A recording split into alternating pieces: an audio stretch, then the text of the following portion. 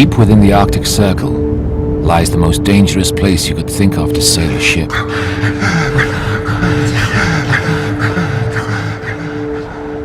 It is a maze of islands and drifting ice, where channels open without warning and close again as fast.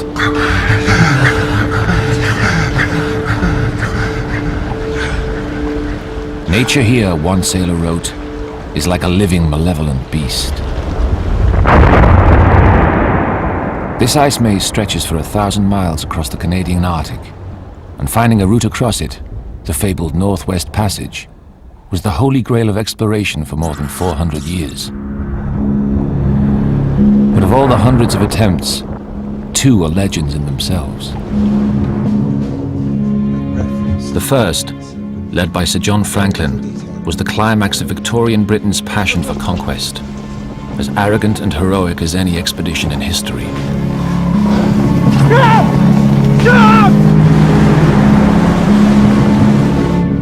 The second, led by the Norwegian Roald Amundsen, was a penniless venture in a tiny second-hand fishing boat. But so revolutionary, it tore up the rulebook of exploration.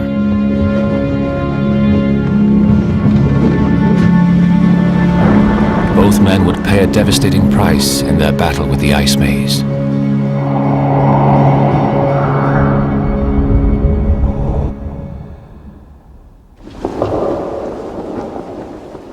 In the spring of 1845, the largest and most lavishly supplied expedition ever to sail in search of the Northwest Passage headed towards the Arctic, certain that this prize was theirs for the taking.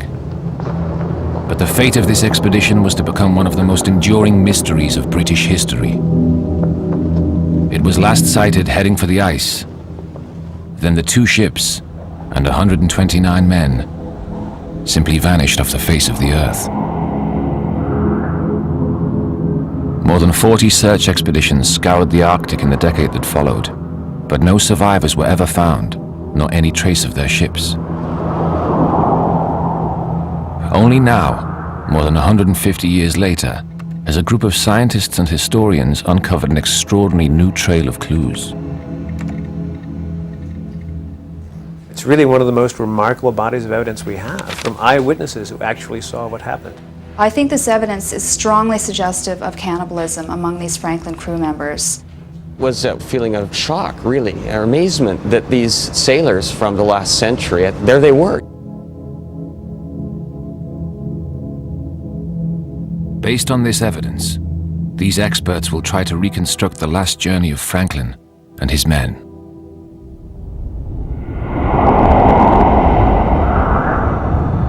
The search for the Northwest Passage dated back to the 16th century. Some of the greatest names in exploration, men like Hudson and Frobisher, each tried and failed to find a route through the ice. The dream they were chasing was a trade route that would link Europe and Asia, not by the long route round the Horn, but by sailing a ship across the Arctic. The problem was just that it was probably the most dangerous shortcut in the world.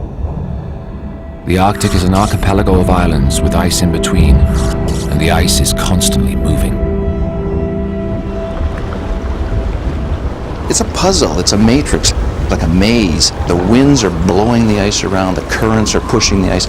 And for a ship to traverse that was next to impossible. The ice floes are grinding together. They would open up and make a nice open water lead, and the ship would sail down it. And suddenly the wind shifts, the ice closes in on them, and they're trapped. They can't go backwards, they can't go forwards. For 300 years, the ice defeated every challenger. But then, in 1845, a nation that had conquered half the globe refused to accept that this stubborn piece of wilderness could defeat them.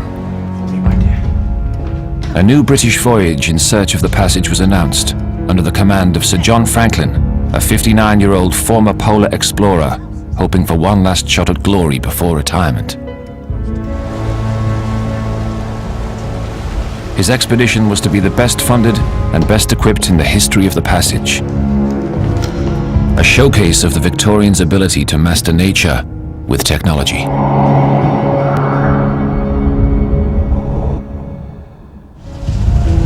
Franklin ships, the Erebus and the Terror, were supplied with the very latest inventions.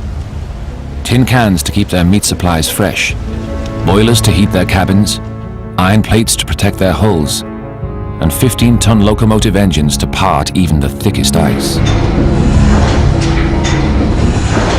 You can sense the extraordinary confidence of people who'd pushed back the frontiers of nature through the glories of the Industrial Revolution, this might that they suddenly had at their disposal. And so they built up this force and 2 great ships reinforced by steel, and this would be their fortress.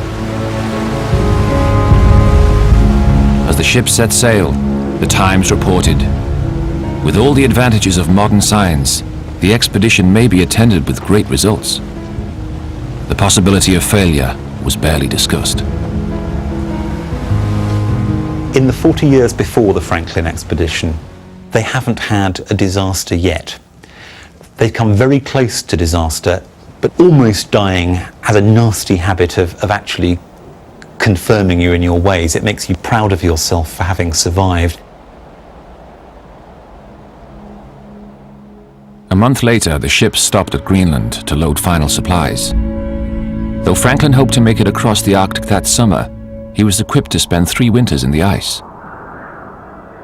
And that was the sting to the passage. Explorers not only had to navigate a 1,000-mile labyrinth of ice and land, they had to do it against the clock, in the 3 short months of summer when channels opened through the ice.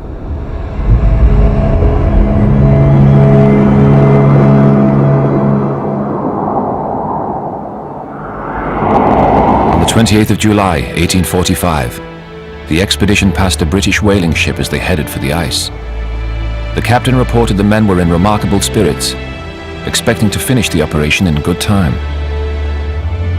It was the last undisputed sighting of Franklin and his men alive.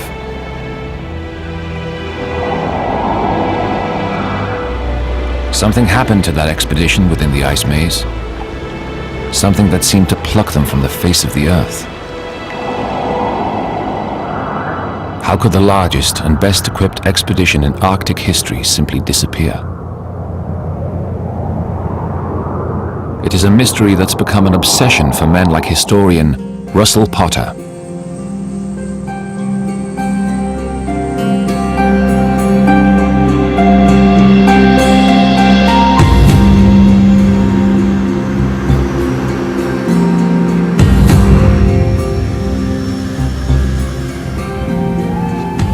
Potter has come to the Arctic on the trail of clues that might reconstruct the path of the expedition.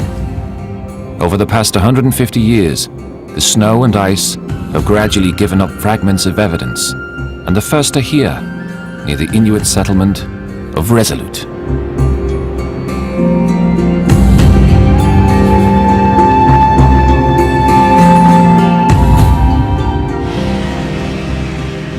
It's one of the most tremendously haunting stories, maybe the greatest unsolved mystery of the 19th century. 2 ships, 129 men. Where have they gone? There's evidence scattered almost all over this map. You have some graves here, a whaleboat here, skeletons on the beach here. So it's about as close as you can get to the feeling of actually being in the path of the Franklin expedition.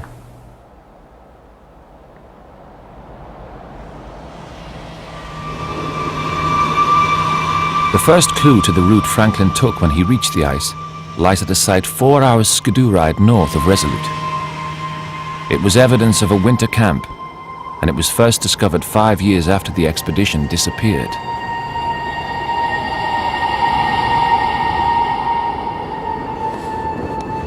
The searchers found the first traces of the Franklin expedition here on Beechey Island. They found signs that tents had been erected, a place where a smithy or anvil had been set up, even some attempt to build a garden up on the shingle. But the most telling relics of all were the graves of 3 of Franklin's young sailors.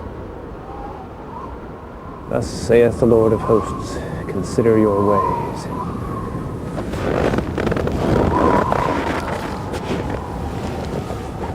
Sitting here with these graves, we know they were here. It's just a very, very haunting and haunted place.